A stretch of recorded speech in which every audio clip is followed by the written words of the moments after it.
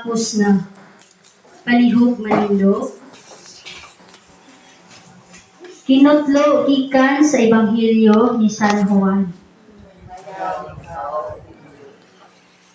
Dito may usa ka panaksan nga puno sa suka ug nagtudlob silang espongha sa suka ug gibutang sa usa ka sanga sa isopo. O giisa nila kini ngadto sa iyang baba. Human makatilaw si Jesus sa suka, miingon siya, natapos na. Unya, miduko siya ug namatay. Palihog manglingkod. Pamalandong, natapos na. Human makatilaw si Jesus sa suka, miingon siya, natapos na. Unya, miduko siya ug namatay. Unsabay gitapos ni Jesus nga buhat, nga miingon man siya, natapos na. Sa Ebanghelyo ni San Lucas nagaingon, ang Espiritu sa Ginoo aniya kanako.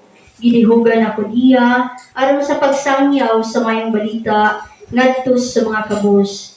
Gipadala ko niya aron pagsangyaw sa kagawasan ngadto sa binihag o ipapahiuli sa pananaw sa mga buta o pagpagawas sa mga dinaog-daog. Apan, mingon siya kanila, kinahanglan nga magwali ako sa mayong balita sa kagingharihan sa Dios ngadto sa ubang mga lungsod, kay mo man kini ang tuyo sa Amahan sa iyang pagpadala kanako. Usa ka sugo sa Amahan ang iyang gituman aron matuman ang gingon sa mga propeta. Moabot ang usa ka manluluwas diha sa katawhan ug mao kini ang katumanan sa gisaad nga kaluwasan. Si Jesus nagpakatawo na magsinugtanon, nagtudlo, naghatag kadaugan sa katawhan nga ang pinakatumong mao ang pagtawag nga ang pagsangyaw sa kagingharihan sa Dios. Natapos na ang misyon ni Jesus. Namatay siya sa krus, apan nasayod kita nga wala man siya nagpabilin sa lubnganan. Sa ikatulo ka adlaw nabanhaw siya, unya gipadala sa Espiritu Santo o gitukod niya ang simbahan aron magpadayon sa iyang misyon sa kaluwasan hangtod sa pagbalik niya nganhi sa kalibutan nga mahimayaon diin man ang bagong yuta ug ang bagong langit. Sa pagpadayon sa panaw sa simbahan karon, ana ang panawagan sa atong Santo Papa, Pope Francis, alang sa sinodal nga simbahan. Usa nga simbahan diin ang komunyon, partisipasyon o misyon. Niadtong Pebrero 26 hangtod 28 ning tuiga, ipahigayon sa atong diocese ang ika-54 nga Diocesan Pastoral Assembly. Ang tema sa mga asemblea naghatag sa dakong pagtagad sa gagmay simbahanong katingban kung binisis. Diha sa tulo nga dagkong haligi niini nga mao ang liturgy, formation o social action o reforsa. Isip mao ang pamaagi sa sinodal nga simbahan. Usa sa gipamalandungan sa 54th Diocesan at Pastoral Assembly mao ang kamendanon sa atong espiritualidad sa bisig isip paagi sa sinodalidad sa simbahan. Ang espiritualidad mao kini ang motibasyon nganong makita nagalihok ug nagabuhat sa usa ka butang. Isip mga Kristiyanos ang atong espiritualidad, atong motibasyon nagagikan kang Jesucristo mismo. Sa pagkatinuod, walay sinodalidad kung walay espiritualidad. Pinaagi sa espiritualidad na ang atong pagkaanggo nga naay labaw pa nga realidad o pagkamahinungdanong mithi nga dili makita sa atong mga mata kundi makita kini sa mata sa pagtuo.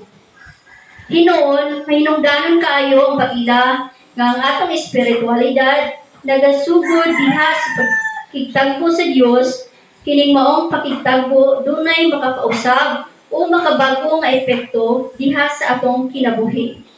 Kini nga pagtagbo nahitabo kini sa atong pag-ampo, pag-aninaw uban sa katilingban ug pag-alagad nagahatag sa pagtagad unsa ang pagkahitabo dinha sa kalibutan diri sa simbahan uban sa Dios nga mao ang sentro. Ang sinodalidad sa simbahan usa kini ka proseso sa pagpalawom sa atong motibasyon diha sa pagpahibalo nga ang Dios dunay impluwensya diha sa kinabuk-an sa atong tibuok kinabuhi. Diin na ang paglihok sa Dios sa atong kinabuhi ug sa katilingban, diin ana ang komunyon, partisipasyon ug misyon. Isip mga Kristiyanos, klaro gayud unta kanato nga diha sa atong kinabuhi, pangkinabuhi ug pagkinabuhi. Si Jesus mismo mao ang atong espiritualidad, atong motibasyon, usa kini nga espiritualidad nagagamot diha sa pagkatawo sa atong Ginoo. Siya nga natawo nga kabus magpuyuban usab sa kabus. Si Jesus nagsangyaw sa gingharian ug paghari sa Dios, ubos sa gugma, gipadayag diha sa kaagop ug kaluoy. Alam ka nato na ang hagit sa pagpalawom sa atong espiritualidad ug motibasyon pinaagi sa mapuon nga kinabuhi kay diha sa pag-angko matagbo ug masuod kita sa Ginoo. Karong tuig 2024 gideklara usab ni Pope Francis nga tuig sa pag-angko. Isip pagpangandam usab sa dakong jubilyo sa tuig 2025 ubos sa tema mga pagpapanaw sa paglaom or Pilgrims of Hope. Sumala sa atong Santo Papa ang tumong tuiga sa pag-ampo. Una sa tanan mao ang pagdiskubre pag-usab sa tinguha nga manaa sa presensya sa Ginoo, sa pagpaminaw kaniya ug pagsimba kaniya. Busa ni tuiga ang tanang diocese sa tibuok kalibutan gidapit sa pagpakailap sa kabahinungdanon sa personal o katilingbanong pag-ampo. Atong pangayoon ang grasya sa Dios nga sa atong pagpanaw, isip katawan sa Dios, kanunay kitang bukas sa lihok o giya sa Espiritu Santo, kinsa maugayod ang naghiusa, naglamdag o nagaumol kanato, aron mahimo kitang sinodal nga simbahan. Atong hinumduman nga kini usa ka espiritual nga proseso sa pagtagbo sa Ginoo ug sa usag-usa. Pagpaminaw sa Ginoo ug sa usag-usa.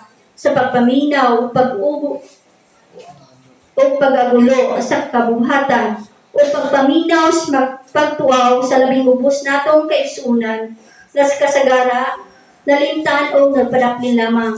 Ana usab ang pagpaminaw sa tilimadon sa panahon o pagtimbang-timbang unsay angay buhaton diha sa kahayag sa pagtuo.